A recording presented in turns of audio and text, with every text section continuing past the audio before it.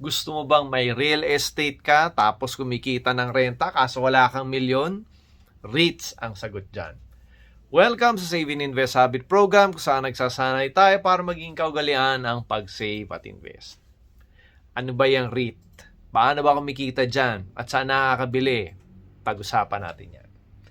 Ang REIT ay Real Estate Investment Trust. No, stock corporation yan na may mga kumikitang real estate assets tulad ng mga opisina, hotel, shopping center at iba pa.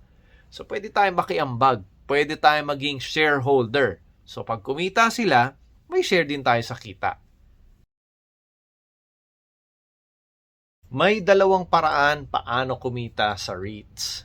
Una, dividends. O, 'di ba may mga opisina, hotel, shopping center at iba pa yung mga REIT.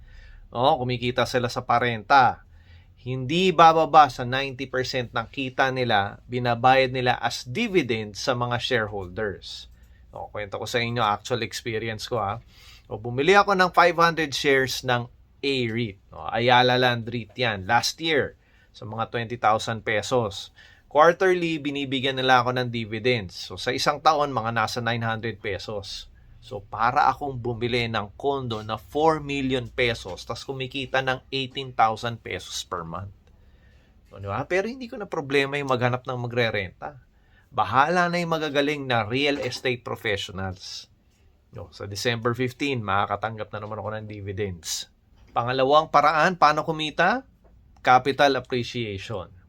Ang real estate, pwede tumaas ang value, di ba? Ang stocks, pwede rin tumaas ang value. So, ganun din ang REITs.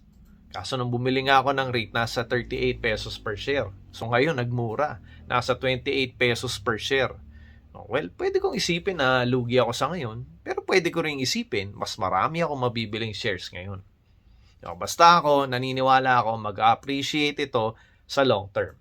So, habang inaantay ko yon, kikita muna ako sa dividends. Kung saan ka bumibili ng stocks, doon ka rin makakabili ng shares ng REITs. Halimbawa, sa G-Stocks PH, AB Capital, meron yan. Sa COL Financial, meron din yan. At kung paano ka bumili ng stocks, parehong-pareho ang proseso ng pagbili ng shares ng REITs. Search mo lang yung code. Ang mga nabili ko na, Ayala Land REIT. Ang code niyan, A-REIT. Nakabili na rin ako ng Mega World REIT. Ang code nun, M-REIT. Ang M-REIT nasa 12 pesos per share ngayon. Minimum 100 shares. So, mga nasa 1,200 to 1,300 kailangan mo. Minimum. Ang A-REIT nasa 28 pesos per share. Ang minimum 100 shares. So, kailangan mo ng mga nasa 3,000 pesos minimum. Marami pang ibang REIT. Research mo lang.